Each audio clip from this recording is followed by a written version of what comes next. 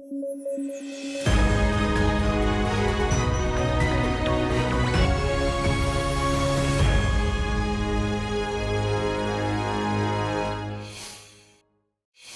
तमिलनाडु और पश्चिम बंगाल उन 14 राज्यों और संघ शासित प्रदेशों में शामिल हैं जिन्हें केंद्र सरकार के साथ एक मेमोरेंडम ऑफ अंडरस्टैंडिंग पर हस्ताक्षर करने हैं। इसमें राष्ट्रीय शिक्षा नीति 2020 को लागू करने का आदेश होगा। साथ ही पीएम उषा यानी प्रधानमंत्री उच्चतर शिक्षा अभियान के लिए फंडिंग भी तभी रिलीज की जा सकेगी। गौरतलब है कि एक सेंट्रली स्पॉन्सर्ड स्कीम रूसा यानी राष्ट्रीय उच्चतर शिक्षा अभियान 2013 में लॉन्च किया गया था, जिसे राष्ट्रीय शिक्षा नीति के तहत पीएम उषा के नाम से लॉन्च किया गया है। इन योजनाओं के मकसद में अंतर है। पीएम उषा योजना के तहत सरकारी और सरकारी सहायता प्राप्त शिक्षण संस्थाओं को कवर किया गया है। योजना के तहत फोकस क्षेत्रों में उच्चतर शिक्षा में समावेशी और समान पहुंच और गुणवत्तापूर्ण शिक्षण, डिजिटल अवसंरचना, विभिन्न शिक्षाओं के जरिए रोजगार को बढ़ावा देना और accreditation of non accredited institutions and improving accreditation शामिल हैं। इस योजना को लागू करने के लिए केंद्र के स्तर पर एक नेशनल मिशन अथॉरिटी काम करेगी, जिसकी अध्यक्षता केंद्रीय शिक्षा मंत्री के द्वारा की जाएगी। भारत सूर्य के लिए अपने पहले अंतरिक्ष आधारित मिशन को लॉन्च करने की तैयारी में है। उम्मीद की जा रही है कि यह मिशन अगले महीने लॉन्च हो जाएगा। इसे आदित्य L1 नाम दिया गया है। इसके लिए satellite UR Rao satellite centre Bengaluru में तैयार किए गए हैं। मिशन के लिए तैयार सैटेलाइट को हेलो ऑर्बिट में L1 यानी लैग्रेंज पॉइंट के पास प्लेस किया जाएगा, जो कि पृथ्वी से तकरीबन 1.5 मिलियन किलोमीटर दूर है। इसरो के मुताबिक इस मिशन को सतीश धवन स्पेस सेंटर से PSLV रॉकेट के जरिए लॉन्च किया जाएगा। शुरुआत में स्पेसक्राफ्ट को लो अर्थ ऑर्बिट में ही प्लेस किया जाएगा। बाद में ऑनबोर्ड प्रोपल्शन के जरिए L1 पॉइंट की तरफ भेजा जाएगा। इस स्पेसक्राफ्ट में 7 पेलोड्स लगाए गए हैं, जो कि सूर्य के फोटोस्फेयर, क्रोमोस्फेयर और कोरोना को ऑब्जर्व करेंगे। इन 7 पेलोड्स में विजिबल एमिशन लाइन कोरोनोग्राफ यानी VELC, solar ultraviolet imaging telescope यानी suit SUIT, solar low energy x-ray spectrometer यानी सोलेक्स और high energy L1 orbiting x-ray spectrometer यानी HELIOS, Aditya solar wind particle experiment यानी ASPEX, plasma analyser package for Aditya यानी PAPA और advance tri axial high resolution digital magnetometers शामिल हैं। चलिए खबर शुरू करें। भारत की मेजबानी में G20 की सालाना बैठक जल्द ही आयोजित होने वाली है। इस पर मीडिया रिपोर्ट्स में खबर थी कि चीन ने G20 की थीम को लेकर आपत्ति जाहिर की है। दरअसल भारत ने G20 की बैठक के लिए थीम वसुधैव कुटुंबकम रखी है, जो कि संस्कृत भाषा में है। संस्कृत UN की आधिकारिक भाषा नहीं है। इस पर विदेश मंत्रालय ने साफ किया है कि भारत ने G20 के स्टेटमेंट और डॉक्यूमेंट्स में इसके इंग्लिश वर्जन का प्रयोग किया है। वसुधैव कुटुंबकम का इंग्लिश वर्जन है one earth, one family, one future. Bharat और चीन के बीच G20 में चल रही वार्ता में संस्कृत केवल एक मुद्दा है। अन्य मुद्दों के चलते भारत ने डॉक्यूमेंट्स में लाइफस्टाइल फॉर एनवायरनमेंट को लाइफस्टाइल फॉर सस्टेनेबल डेवलपमेंट और जेंडर लेड डेवलपमेंट को जेंडर इक्वालिटी किया है। चीन के विरोध की वजह SCO की बैठक के बाद ज्यादा मुखर हुई है। दरअसल भारत ने बैठक में SCO इकोनॉमिक डेवलपमेंट स्ट्रेटजी पर हस्ताक्षर करने से इनकार कर दिया था। भारत ने इसकी वजह चीन के बेल्ट एंड रोड इनिशिएटिव के रेफरेंस की बात बताई थी। आपको बता दें कि G20 लोगो भारत के राष्ट्रीय ध्वज के जीवंत रंगों केसरिया, सफेद और हरे एवं नीले रंग से प्रेरित है। इसमें भारत के राष्ट्रीय पुष्प कमल को पृथ्वी ग्रह के साथ प्रस्तुत किया गया है, जो चुनौतियों के बीच विकास को दर्शाता है। पृथ्वी जीवन के प्रति भारत के पर्यावरण अनुकूल दृष्टिकोण को दर्शाती है।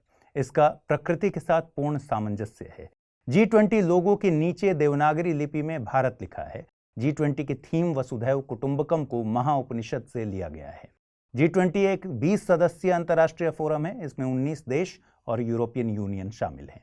इसमें शामिल देश हैं Argentina, Australia, Brazil, Canada, China, Germany, France, India, Indonesia, Italy, Japan, Mexico, Russia, Saudi Arabia, south Africa, south Korea, Turkey यानी तुर्की और यूनाइटेड स्टेट्स यानी अमेरिका और द यूनाइटेड किंगडम यानी UK।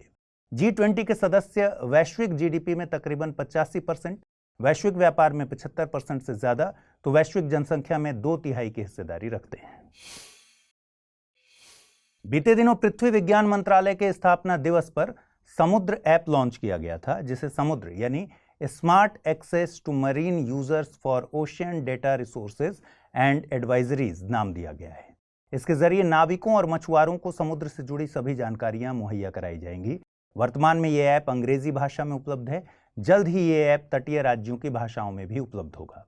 ये ऐप इनक्वाइस यानी Indian national centre for ocean information services के द्वारा launch किया गया है।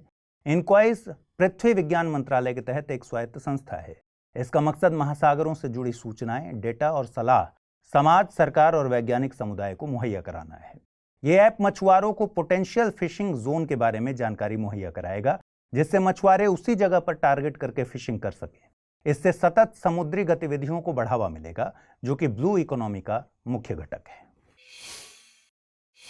आइए अब जल्दी से देखें आज के रैपिड न्यूज में क्या है खास। 14 अगस्त को भारत में विभाजन विभीषिका स्मृति दिवस मनाया जाता है। ये दिन देश के बंटवारे के चलते विस्थापन का सामना करने वाले लोगों की याद में मनाया जाता है। बंटवारे के चलते कई लोगों को अपनी जान भी गंवानी पड़ी थी। ये दिन हमें याद दिलाता है कि देश से सामाजिक विभाजन और असामंजस्य जैसी बुराइयों को मिटाना जरूरी है। प्रधानमंत्री नरेंद्र मोदी ने जिज्ञासा कार्यक्रम के विजेताओं को बधाई दी। जिज्ञासा CSIR द्वारा लॉन्च एक स्टूडेंट साइंस कनेक्ट प्रोग्राम है। इसे केंद्रीय विद्यालय संगठन के सहयोग से लॉन्च किया गया है। इसमें विद्यार्थियों और शिक्षकों में साइंटिफिक टेम्पर विकसित करना है। मध्य प्रदेश के 53वें जिले मऊगंज का आधिकारिक तौर पर गठन किया गया है। मऊगंज को रीवा से अलग करके गठित किया गया है। रीवा जिले की 3 तहसीलें मऊगंज, हनुमना और नई गढ़ी को शामिल किया गया है। जिला मुख्यालय मऊगंज को बनाया जाएगा। हमने न्यूज एट 9 में 31 जुलाई के एपिसोड में नाइजर में हुए तख्ता पलट की खबर कवर की थी। अब नाइजर के सैन्य तानाशाह अपदस्थ राष्ट्रपति मोहम्मद बजौम पर राजद्रोह का मुकदमा चलाने जा रहे हैं। इसके अलावा पश्चिम अफ्रीकी देशों द्वारा नाइजर पर लगाए गए प्रतिबंधों की आलोचना भी की गई है। आइए अब जल्दी से देखें आज के बुलेटिन पर आधारित क्या प्रश्न बनाए जा सकते हैं। पहला सवाल है, PM ऊषा योजना का संबंध निम्नलिखित में से किस क्षेत्र से है? साहित्य, उत्तर पूर्व शिक्षा या फिर सौर ऊर्जा? निम्नलिखित कथनों पर विचार कीजिए। जिज्ञासा DRDO द्वारा लॉन्च एक स्टूडेंट साइंस कनेक्ट प्रोग्राम है। वसुधैव कुटुंबकम को महाउपनिषद से लिया गया है। उपर्युक्त में से कौन सा या से कथन सही है या हैं? केवल एक, केवल दो, एक और दो दोनों, न तो एक नहीं दो। चलिए देखें पिछले बुलेटिन में मैंने आपसे क्या सवाल पूछे थे और उनके सही जवाब क्या हैं। पहला प्रश्न था, अराश या फिर डोरा अपतटीय प्राकृतिक गैस क्षेत्र के विवाद में निम्नलिखित में से कौन सा देश शामिल नहीं है? सऊदी अरब, कुवैत, ईरान या फिर तुर्की? इसका सही जवाब है विकल्प डी यानी तुर्की। अगला प्रश्न था, निम्नलिखित कथनों पर विचार कीजिए। शांति स्वरूप भटनागर पुरस्कार का संबंध साहित्य के क्षेत्र से है। भारतीय संसद से अभी तक किसी भी गैर सरकारी विधेयक को कानून के तौर पर मंजूरी नहीं दी गई है। चीन भारत से लौह खनिज आयात करने वाले प्रमुख देशों में से एक है। उपर्युक्त में से कितने कथन सही हैं? केवल एक, केवल दो, सभी तीन या फिर इनमें से कोई नहीं? इसका सही जवाब है विकल्प ए यानी केवल पहला कथन सही है। शांति स्वरूप भटनागर पुरस्कार का संबंध विज्ञान के क्षेत्र से है। भारतीय संसद से अभी तक 14 गैर सरकारी विधेयक को कानून के तौर पर मंजूरी दी जा चुकी है। 16 अगस्त का दिन भारतीय इतिहास में डायरेक्ट एक्शन डे के तौर पर याद किया जाता है। दरअसल मार्च 1946 को कैबिनेट मिशन प्लान दिल्ली पहुंचा था। कैबिनेट मिशन प्लान को शिष्टमंडल योजना के नाम से भी जाना जाता है। कैबिनेट मिशन में Lord Pethick Lawrence, Stafford Cripps और एवी अलेक्जेंडर शामिल थे। इस मिशन ने पाकिस्तान की मांग को अस्वीकार कर दिया था। वहीं संविधान सभा के चुनाव और एक अंतरिम सरकार के गठन का प्रावधान किया था। भारतीय राष्ट्रीय कांग्रेस और मुस्लिम लीग दोनों ने कैबिनेट मिशन के प्रस्तावों को स्वीकार किया, लेकिन इसमें दोनों की इच्छा शामिल नहीं थी। फिर जब संविधान सभा के लिए चुनाव हुए तो कांग्रेस ने 214 सामान्य सीट्स में से 205 हासिल की। वहीं मुस्लिम लीग को 78 मुस्लिम सीट्स में से 73 सीट्स हासिल हुए। इस पर मोहम्मद अली जिन्ना ने महसूस किया कि 296 सदस्यों वाली संविधान सभा में उनके पास केवल 73 सीट्स होंगी, जो कि 25% से भी कम था। इसके बाद मुस्लिम लीग ने जून 1946 में कैबिनेट मिशन प्लान को अस्वीकार कर दिया। साथ ही सीधी कार्यवाही या फिर डायरेक्ट एक्शन का प्रस्ताव पारित कर लिया। 16 अगस्त को डायरेक्ट एक्शन डे घोषित किया गया। कोलकाता, जो कि मुस्लिम लीग सरकार के अधीन था, वहां हजारों की संख्या में हिंदू मारे गए। इसके बदले के तौर पर हिंदू बहुसंख्यक राज्य बिहार में मुसलमानों पर अत्याचार हुए। फिर इसके बदले में पूर्वी बंगाल के नोआखली में हिंदुओं पर अत्याचार हुए। फिर यूपी और बंबई में भी सांप्रदायिक दंगे हुए। 77वें स्वतंत्रता दिवस के समारोह के दौरान प्रधानमंत्री नरेंद्र मोदी ने 2047 तक भारत के विकसित राष्ट्र बनने की बात कही है। साथ ही इस सफर का ब्लूप्रिंट भी पेश किया है। गौरतलब है कि 2047 में भारत अपनी स्वतंत्रता का 100वां साल मना रहा होगा। उन्होंने आने वाले 5 सालों को इस सपने को पूरा करने के लिए सुनहरा अवसर बताया। साथ ही भारत के हर सपने को पूरा करने के लिए डेमोग्राफी, डेमोक्रेसी और डायवर्सिटी की त्रिवेणी को अहम बताया। इस मौके पर प्रधानमंत्री ने 3 पापों भ्रष्टाचार, भाई भतीजावाद और तुष्टीकरण से मुक्त होने पर बल दिया। साथ ही अगले महीने विश्वकर्मा योजना को लॉन्च करने की घोषणा की गई है। इस योजना के जरिए परंपरागत कौशल को बढ़ावा दिया जाएगा। साथ ही 10,000 जन औषधि केंद्र से 25,000 तक पहुंचाने की बात कही गई है। इसके अलावा लाल किले की प्राचीर से प्रधानमंत्री ने भारत द्वारा पूरे किए गए कुछ लक्ष्यों को भी गिनाया। इनमें 200 करोड़ वैक्सीनेशन, 5G की लॉन्चिंग, निर्यात में $500 बिलियन का आंकड़ा छूना शामिल किए गए। साथ ही 20% एथेनॉल ब्लेंडिंग का लक्ष्य भी 5 साल पहले पूरा किया गया था। 20 अगस्त को इक्वाडोर में एक रेफरेंडम पर वोटिंग की जाएगी। ये रेफरेंडम निर्धारित करेगा कि ITT ब्लॉक 43 से ऑयल एक्सप्लॉयटेशन किया जाना है या फिर नहीं। दरअसल साल 2007 में इक्वाडोर ने यासुनी नेशनल पार्क को संरक्षित करने के लिए दुनिया से गुहार लगाई थी। यासुनी नेशनल पार्क को दुनिया के सबसे ज्यादा जैव विविधता वाले क्षेत्रों में स्थित माना जाता है। यहाँ पर अमेजन नदी एंडीज पर्वतमाला से मिलती है। इस नेशनल पार्क में इक्वाडोर के सबसे बड़े ऑयल रिजर्व स्थित हैं। इक्वाडोर ने अंतर्राष्ट्रीय समुदाय से वित्तीय सहयोग की मांग की थी। अगर वित्तीय जरूरतें पूरी हो जाएं तो इक्वाडोर पर्यावरण संरक्षण के लिए ऑयल एक्सप्लॉयटेशन नहीं करने को तैयार था। इक्वाडोर ने इस मकसद से यासुनी ITT पहल लॉन्च की थी, जिसके तहत $3.6 बिलियन का फंड हासिल किया जाना था। साल 2013 तक इक्वाडोर को $13 मिलियन ही हासिल हुए। इसके बाद इक्वाडोर के राष्ट्रपति ने प्रेस को बयान दिया, द वर्ल्ड हैज फेल्ड अस। पर्याप्त फंडिंग के अभाव में इक्वाडोर ने यासुनी नेशनल पार्क को संरक्षित करने की पहल को खत्म कर दिया। नेशनल पार्क में ऑयल ड्रिलिंग को शुरू कर दिया गया। हालांकि इस पर बहस लगातार चलती रही। इक्वाडोर में यासुनी नेशनल पार्क के संरक्षण के लिए काम करने वाली सिविल सोसाइटी यासुनी डोस इस ऑयल ड्रिलिंग को रोकने के लिए लगातार प्रयास करती रही। हालिया रेफरेंडम का प्रस्ताव इक्वाडोर के संवैधानिक कोर्ट ने मई में पारित किया था। अब 20 अगस्त को यासुनी नेशनल पार्क का भविष्य तय होगा। इक्वाडोर प्राकृतिक संपदा को चुनता है या फिर तेल के कुएं। प्रधानमंत्री नरेंद्र मोदी ने 15 अगस्त को विश्वकर्मा योजना की घोषणा की। 16 अगस्त को कैबिनेट ने इस योजना को मंजूरी दे दी है। योजना के तहत कैबिनेट ने 13,000 करोड़ रुपए मंजूर किए हैं। ये योजना 30 लाख के करीब आर्टिसंस एंड क्राफ्ट्समैन को लाभ पहुंचाएगी। इसमें बुनकर, सुनार, लोहार, लॉन्ड्री वर्कर्स और नाई शामिल होंगे। योजना के पहले भाग में सरकार कौशल कार्यक्रमों के साथ प्रतिदिन 500 रुपए का स्टाइपेंड, आधुनिक टूल्स खरीदने के लिए 15,000 तक रुपए और 1 लाख रुपए तक का लोन अधिकतम 5% की दर पर मुहैया कराएगी। योजना के दूसरे भाग में क्रेडिट सपोर्ट 2 लाख रुपए तक का होगा। इस योजना को विश्वकर्मा जयंती के मौके पर लॉन्च किया जाएगा। योजना उन लोगों को लाभ पहुंचाने के मकसद से लॉन्च की जा रही है जो किसी परंपरागत क्राफ्टमैनशिप में स्किल रखते हैं। आइए अब जल्दी से देखें आज के रैपिड न्यूज में क्या है खास। 16 अगस्त को भारत के पूर्व प्रधानमंत्री अटल बिहारी वाजपेयी की पुण्यतिथि मनाई जाती है। उनका जन्म 25 दिसंबर 1924 को मध्य प्रदेश के ग्वालियर में हुआ था। उनकी साहित्यिक रचनाओं में मेरी संसदीय यात्रा 4 भाग में, मेरी 51 कविताएं, संकल्प काल, शक्ति से शांति, 4 डिकेड्स इन पार्लियामेंट 1957 to 95, मृत्यु या हत्या, अमर बलिदान शामिल है। सुलभ इंटरनेशनल के संस्थापक बिंदेश्वर पाठक का निधन हो गया है। सुलभ इंटरनेशनल भारत का एक सामाजिक सेवा संगठन है। ये संस्था मानवाधिकार, अपशिष्ट प्रबंधन, पर्यावरण स्वच्छता जैसे क्षेत्रों में काम करती है। क्यूबा को दुनिया की सिगार कैपिटल के तौर पर जाना जाता है। अब क्यूबा का ये टाइटल उसके पड़ोसी देश डोमिनिक रिपब्लिक ने हथिया लिया है। वर्तमान में दुनिया का सबसे बड़ा सिगार उत्पादक देश डोमिनिक रिपब्लिक है। राजस्थान सरकार ने स्वतंत्रता दिवस के मौके पर मुख्यमंत्री निःशुल्क अन्नपूर्णा पैकेट योजना लॉन्च की है। योजना के तहत हर महीने अन्नपूर्णा फूड पैकेट मुफ्त में वितरित किए जाएंगे। इन पैकेट्स में दालें, चीनी, नमक, खाद्य तेल, मिर्च, धनिया और हल्दी शामिल होगी। आइए अब देखें बुलेटिन पर आधारित क्या सवाल बन सकते हैं। पहला सवाल, खबरों में रहा यासुनी नेशनल पार्क किस देश में स्थित है? ब्राजील, यूएसए, यूक्रेन या फिर इक्वाडोर? अगला सवाल है, निम्नलिखित कथनों पर विचार कीजिए। कैबिनेट मिशन में लॉर्ड पैथिक लॉरेंस, स्ट्रैफोर्ड क्रिप्स और एवी अलेक्जेंडर शामिल थे। कैबिनेट मिशन प्लान भारत साल 1947 में आया था। इस मिशन का मुख्य मकसद भारत को स्वतंत्रता प्रदान करना था। उपर्युक्त में से कितने कथन सही हैं? केवल एक, केवल दो, एक और दो दोनों, न तो एक नहीं दो।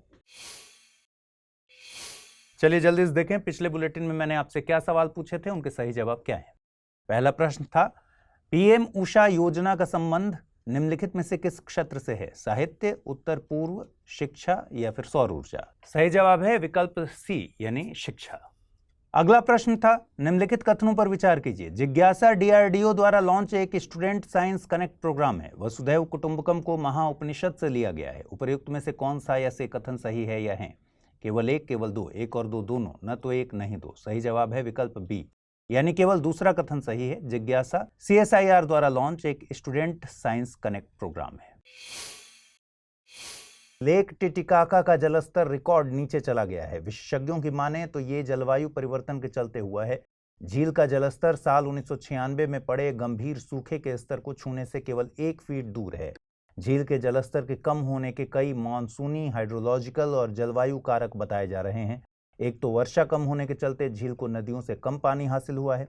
साथ ही झील के किनारे बसे शहर एल अल्टो से भारी मात्रा में कचरे से प्रदूषण होता है।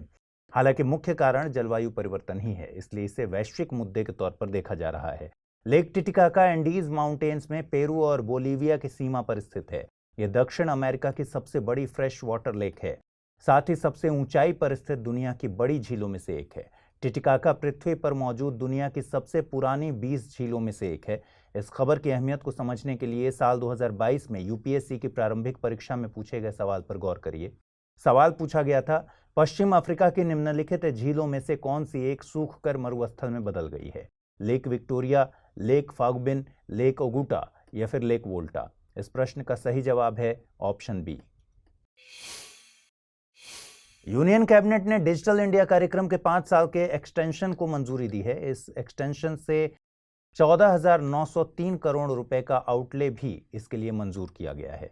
कार्यक्रम के तहत 6.25 लाख आईटी प्रोफेशनल्स को अपस्किल किया जाएगा। साथ ही 2.65 लाख एम्प्लॉयज को इंफॉर्मेशन सिक्योरिटी की ट्रेनिंग दी जाएगी। इसके अलावा डिजी लॉकर में एमएसएमई को कवर करने की मंजूरी भी दी गई है। डिजी लॉकर डॉक्यूमेंट्स और सर्टिफिकेट्स की स्टोरेज, शेयरिंग और वेरिफिकेशन के लिए क्लाउड बेस्ड प्लेटफॉर्म है।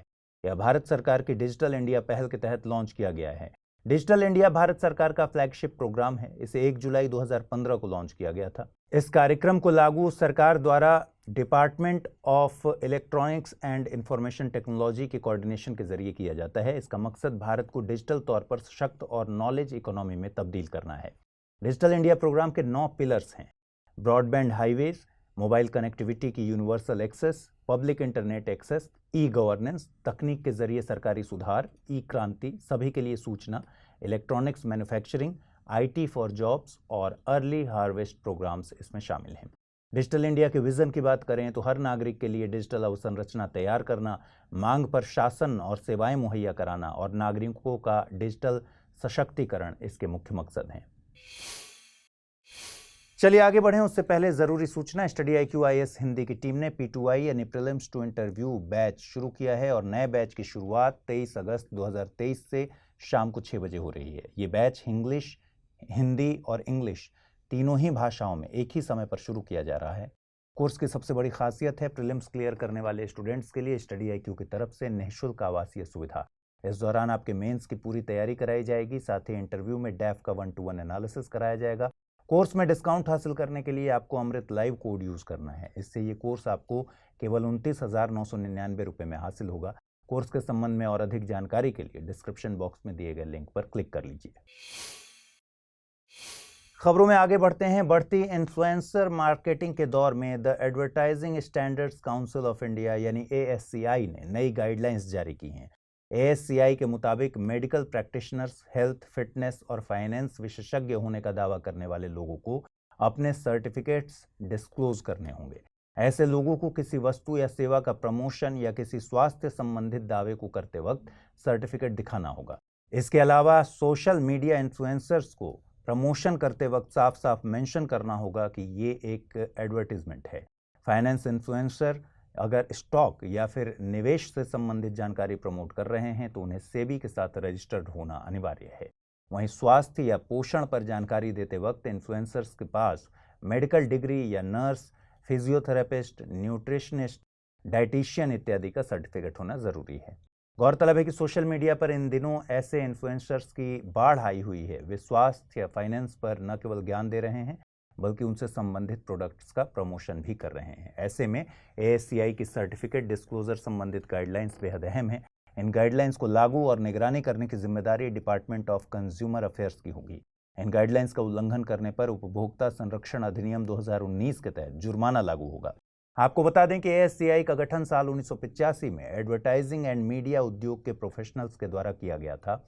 इसका मकसद भारतीय विज्ञापनों को ईमानदार, गरिमापूर्ण और फेयर बनाए रखना है। 12 अगस्त को विश्व हाथी दिवस मनाया गया था। इस दौरान Asian elephant population and demography estimates 2023 की अंतरिम रिपोर्ट जारी की गई। रिपोर्ट कर्नाटक के वन मंत्रालय द्वारा जारी की गई थी। रिपोर्ट के मुताबिक भारत में सबसे ज्यादा हाथियों की संख्या कर्नाटक में पाई जाती है। यह आंकड़ा तकरीबन 6395 है। अंतिम आंकड़ों के मुकाबले कर्नाटक में हाथियों की संख्या में 346 का इजाफा हुआ है। भारतीय हाथी को वन्य जीव संरक्षण अधिनियम 1972 के अनुसूची 1 में संरक्षित किया गया है। साथ ही इसे साइट्स की अपेंडिक्स 1 में भी अधिसूचित किया गया है। Asian elephant IUCN red list में इंडेंजर्ड की कैटेगरी में आते हैं। हाथी पृथ्वी पर मौजूद सबसे बड़े लैंड मैमल्स हैं। मादा हाथी का जेस्टेशन पीरियड 22 महीनों का होता है, जो कि किसी भी मैमल में सबसे लंबा है। इनके समूह को मादा हाथी द्वारा लीड किया जाता है। दुनिया में हाथियों की 60% आबादी भारत में पाई जाती है। इन्हें हाथी दांत के लिए पोचिंग का शिकार होना पड़ता है। इनके संरक्षण के लिए भारत सरकार द्वारा प्रोजेक्ट एलिफेंट साल 1992 में लॉन्च किया गया था। इसे सेंट्रली स्पॉन्सर्ड स्कीम के तौर पर लॉन्च किया गया था। इसका मकसद हाथियों का संरक्षण करना और ह्यूमन एलिफेंट कॉन्फ्लिक्ट के मुद्दे पर काम करना है। आइए अब जल्दी से देखें आज के रैपिड न्यूज में क्या है खास। WHO का परंपरागत दवाओं पर दुनिया का पहला वैश्विक सम्मेलन गुजरात में शुरू हो गया है। सम्मेलन महात्मा मंदिर गांधीनगर में आयोजित किया जा रहा है। इस मौके पर WHO के director general doctor Tedros Adhanom Ghebreyesus ने सभी देशों से परंपरागत दवाओं को अपने नेशनल हेल्थ सिस्टम में एकीकृत करने पर जोर दिया है। राष्ट्रपति द्रौपदी मुर्मू ने नशा मुक्त भारत अभियान के तहत my Bengal addiction free Bengal campaign launch किया। ये कैंपेन ब्रह्म कुमारी संस्था के द्वारा शुरू किया गया है। यूनियन कैबिनेट ने PM ई-बस सेवा योजना को मंजूरी दी है। योजना के तहत देश भर में 10,000 ई-बसेज की शुरुआत की जाएगी। योजना पब्लिक प्राइवेट पार्टनरशिप मॉडल पर काम करेगी। राष्ट्रपति द्रौपदी मुर्मू ने कोलकाता में जंगी जहाज INS विंध्यगिरी को हुगली नदी के तट पर राष्ट्र को समर्पित किया। इस जहाज को प्रोजेक्ट 17 अल्फा के तहत तैयार किया गया है। विंध्यगिरी इस प्रोजेक्ट के तहत तैयार किए जा रहे 7 जंगी जहाजों में से छठा है। आइए अब देखें बुलेटिन पर आधारित क्या प्रश्न बन सकते हैं। पहला सवाल, दक्षिण अमेरिका की निम्नलिखित झीलों में से कौन सी एक कम जलस्तर के कारण खबरों में थी? Lake Titicaca, lake Valencia, lake Maracaibo, lake Mar Chiquita. अगला प्रश्न, भारतीय हाथियों के संदर्भ में निम्नलिखित कथनों पर विचार करें। हाथियों के समूह की नेता एक मादा होती है। अधिकतम गर्भधारण अवधि 22 महीने हो सकती है। एक हाथी सामान्यतः 40 वर्ष की आयु तक ही बच्चा दे सकता है। भारत के राज्यों में हाथियों की सबसे ज्यादा आबादी केरल में है। उपर्युक्त कथनों में से कौन सा या से सही है या हैं? केवल 1 और 2, केवल 2 और 4, केवल 3 या फिर केवल 1, 3 और 4? आइए अब देखें पिछले बुलेटिन पर आधारित क्या प्रश्न मैंने पूछे थे और उनके सही जवाब क्या हैं। पहला प्रश्न था, खबरों में रहा यासुनी नेशनल पार्क किस देश में स्थित है? ब्राजील, USA, यूक्रेन या फिर इक्वाडोर? सही जवाब है विकल्प डी यानी इक्वाडोर। अगला प्रश्न मैंने पूछा था, निम्नलिखित कथनों पर विचार कीजिए। कैबिनेट मिशन में Lord Pethick, Lawrence Stafford Cripps और AV अलेक्जेंडर शामिल थे। कैबिनेट मिशन प्लान भारत साल 1947 में आया था। इस मिशन का मुख्य मकसद भारत को स्वतंत्रता प्रदान करना था। उपर्युक्त में से कितने कथन सही हैं? केवल 1, केवल 2, सभी 3 या फिर इनमें से कोई नहीं? सही जवाब है विकल्प ए यानी केवल पहला कथन सही है। कैबिनेट मिशन प्लान भारत साल 1946 में आया था। इस मिशन का मुख्य मकसद अंतरिम सरकार का गठन और संविधान सभा के लिए चुनाव करवाना था। आरबीआई ने अगस्त बुलेटिन जारी किया है। इसमें स्टेट ऑफ इकोनॉमी टाइटल से एक आर्टिकल लिखा गया है, जिसके मुताबिक भारत में हालिया कीमतों में इजाफे के बावजूद स्टैगफ्लेशन का जोखिम कम रहेगा। स्टैगफ्लेशन या मुद्रास्फीति जनित मंदी से मतलब अर्थव्यवस्था की उस स्थिति से है जिसमें आर्थिक तरक्की की रफ्तार सुस्त हो जाती है। वहीं महंगाई और बेरोजगारी उच्च स्तर पर होती है। पहले अर्थशास्त्री इस स्थिति को असंभव मानते थे। हालांकि 1970 के दशक से विकसित देशों में ये स्थिति देखी जा रही है। इसमें नीति नियंता जब महंगाई को नियंत्रित करने का प्रयास करते हैं तो ग्रोथ पर असर पड़ता है। वहीं ग्रोथ को बढ़ावा देने पर महंगाई अनियंत्रित हो जाती है। इसलिए स्टैगफ्लेशन को डील करना कठिन हो जाता है। प्रधानमंत्री नरेंद्र मोदी ने क्षेत्रीय पंचायती राज परिषद को वर्चुअली संबोधित किया। ये परिषद दमन और दीव में आयोजित की जा रही है। उनके मुताबिक पंचायती राज संस्थाएं 2047 तक भारत को विकसित राष्ट्र बनाने में अहम भूमिका निभा सकती हैं। गौरतलब है कि 73वें संशोधन के तहत संविधान में भाग 9 जोड़ा गया था। इसमें अनुच्छेद 243 से 243O तक के प्रावधान शामिल हैं। साथ ही पंचायतों के कार्यों के भीतर 29 विषयों को शामिल करते हुए एक नई अनुसूची 11वीं अनुसूची निर्धारित की गई है। इसके अंतर्गत पंचायती राज से संबंधित उपबंधों की बात की गई है। पंचायती राज व्यवस्था लोकतांत्रिक सरकार की पहली सीढ़ी है। एक ग्राम पंचायत कई वार्डों में बटी होती है। हर वार्ड अपना एक प्रतिनिधि चुनता है जो वार्ड पंच के नाम से जाना जाता है। पंचायत क्षेत्र के लिए लोग सरपंच को चुनते हैं जो पंचायत का मुखिया होता है। वार्ड पंच और सरपंच मिलकर ग्राम पंचायत का गठन 5 साल के लिए करते हैं। ग्राम पंचायत का एक सचिव होता है जो कि ग्राम सभा का भी सचिव होता है। सचिव का चुनाव नहीं होता, उसकी नियुक्ति सरकार द्वारा की जाती है। सचिव का काम ग्राम सभा और ग्राम पंचायत की बैठक बुलाना और जो भी चर्चा हो उसको रिकॉर्ड में रखना होता है। ग्राम सभा एक पंचायत क्षेत्र में रहने वाले सभी वयस्कों की सभा होती है। कोई भी व्यक्ति जिसकी उम्र 18 साल या उससे ज्यादा हो, जिसका नाम गांव की मतदाता सूची में हो, वो ग्राम सभा का सदस्य होता है। चलिए आगे बढ़ें, उससे पहले जरूरी सूचना। स्टडी IQ IAS हिंदी की टीम ने P2I बैच लॉन्च किया है, यानी प्रीलिम्स टू इंटरव्यू बैच। नए बैच की शुरुआत 23 अगस्त 2023 से शाम 6 बजे हो रही है। बैच हिंदी के अलावा इंग्लिश और इंग्लिश तीनों ही भाषाओं में एक ही समय पर शुरू किया जा रहा है।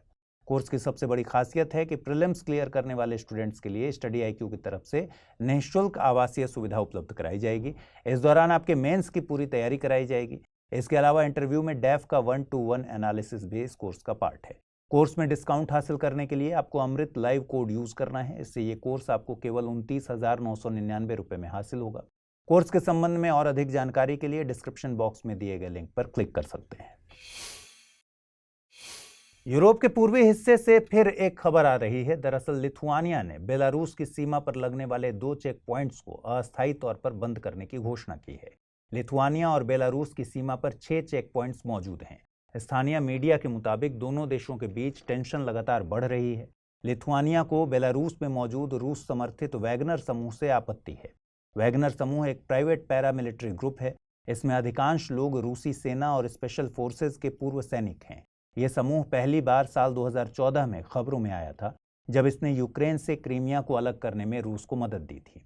आपको बता दें कि लिथुआनिया पूर्वी यूरोप में मौजूद एक देश है। लिथुआनिया के पश्चिमी तट पर बाल्टिक सी स्थित है।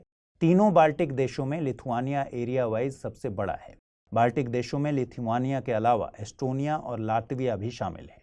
ये अपनी सीमा बेलारूस, लातविया, पोलैंड और रूस से साझा करता है।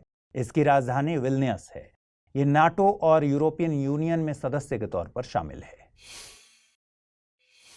इधर तमिलनाडु ने सौर ऊर्जा के उत्पादन में एक नया रिकॉर्ड कायम कर दिया है। तमिलनाडु ने फरवरी 2023 में पिछला रिकॉर्ड 4,866 मेगावाट को बनाया था। 16 अगस्त 2023 को नया रिकॉर्ड 4,882 मेगावाट का बना है। तमिलनाडु में installed solar power capacity 6,750 megawatt की है। दक्षिणी राज्यों में तमिलनाडु ऊर्जा खपत के मामले में पहले नंबर पर है।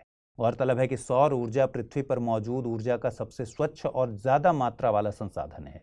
सौर ऊर्जा की जितनी मात्रा पृथ्वी पर 1 घंटे में पहुंचती है, उतनी मात्रा की जरूरत सभी मानवीय गतिविधियों के लिए 1 साल में होती है। भारत में साल भर में तकरीबन 300 दिन सनी डेज यानी खिली धूप वाले होते हैं। हर दिन प्रति वर्ग किलोमीटर पर 4 से 7 किलोवाट प्रति घंटा सूर्यातप हासिल होता है। यदि इस ऊर्जा का एफिशिएंटली दोहन किया जाए तो भारत की ऊर्जा जरूरतों से आसानी से निपटा जा सकता है। साथ ही कार्बन उत्सर्जन की चिंता भी नहीं करनी होगी। भारत में इंस्टॉल्ड सोलर पावर कैपेसिटी के मामले में राजस्थान पहले नंबर पर है। भारत में सौर ऊर्जा को बढ़ावा देने के लिए कई तरह की योजनाएं चल रही हैं। इनमें roof top solar programme, PM Kusum, solar park scheme, green energy corridor scheme और PLI स्कीम शामिल हैं। आइए अब जल्दी से देखते हैं क्या है रैपिड न्यूज में खास। भारत की पहली 3D printed post office building का शुभारंभ बेंगलुरु में किया गया है। 3D प्रिंटिंग तकनीक से बनी इस बिल्डिंग के निर्माण में परंपरागत तरीकों की तुलना में 30% कम लागत आई, साथ ही समय की बचत भी हुई। RBI ने उद्गम वेब पोर्टल लॉन्च किया है। उद्गम से मतलब है unclaimed deposits gateway to access information. इसके जरिए कई बैंक्स में मौजूद अनक्लेम्ड डिपॉजिट्स को एक ही जगह से ट्रैक किया जा सकेगा। सेंट्रल वाटर कमीशन ने फ्लड वॉच ऐप लॉन्च किया है। इसके जरिए बाढ़ की भविष्यवाणी एक दिन पहले की जाएगी। ऐप में राज्यवार 7 दिनों की सलाह भी मुहैया कराई जाएगी। बाढ़ की स्थिति कलर कोडिंग के जरिए बताई जाएगी। जैसे हरा रंग सामान्य स्थिति को, लाल रंग गंभीर खतरे को दिखाएगा। वार्निंग्स हिंदी और अंग्रेजी भाषा में दी जाएगी। एसोसिएशन ऑफ डेमोक्रेटिक रिफॉर्म्स ने कुछ आंकड़े जारी किए हैं, जिसके मुताबिक राज्यसभा के 12% मौजूदा सांसद बिलियनियर्स हैं। इनमें सबसे ज्यादा प्रतिशत आंध्र प्रदेश और तेलंगाना के सांसदों का है। आइए अब देखें जल्दी से बुलेटिन पर आधारित क्या प्रश्न बन सकते हैं। पहला प्रश्न, भारत में 3D printed post office building किस शहर में बनाई गई है? नई दिल्ली, मुंबई, कोलकाता या फिर बेंगलुरु? दूसरा प्रश्न है, निम्नलिखित कथनों पर विचार कीजिए। पंचायती राज संस्थानों को 73वें संविधान संशोधन के जरिए संवैधानिक दर्जा दिया गया था। ग्राम पंचायत की बैठक सरपंच द्वारा बुलाई जाती है। उपर्युक्त में से कितने कथन सही है या हैं? केवल एक, केवल दो, एक और दो दोनों, न तो एक और नहीं दो। आइए अब देखें पिछले बुलेटिन में मैंने आपसे क्या सवाल पूछे थे और उनके सही जवाब क्या हैं। पहला सवाल था, दक्षिण अमेरिका की निम्नलिखित झीलों में से कौन सी एक कम जलस्तर के कारण खबरों में थी? Lake Titicaca, lake Valencia, lake Maracaibo, lake Mar Chiquita. सही जवाब है विकल्प ए यानी लेक टिटिकाका। अगला प्रश्न मैंने पूछा था, भारतीय हाथियों के संदर्भ में निम्नलिखित कथनों पर विचार करें। हाथियों के समूह की नेता एक मादा होती है। अधिकतम गर्भधारण अवधि 22 महीने हो सकती है। एक हाथी सामान्यतः 40 वर्ष की आयु तक ही बच्चा दे सकता है। भारत के राज्यों में हाथियों की सबसे अधिक आबादी केरल में है। उपर्युक्त कथनों में से कौन सा या से सही है या हैं? केवल एक और दो, केवल दो और चार, केवल तीन, केवल एक, तीन और चार। सही जवाब है इसका विकल्प ए। भारत के राज्यों में हाथियों की सबसे अधिक आबादी कर्नाटक में है।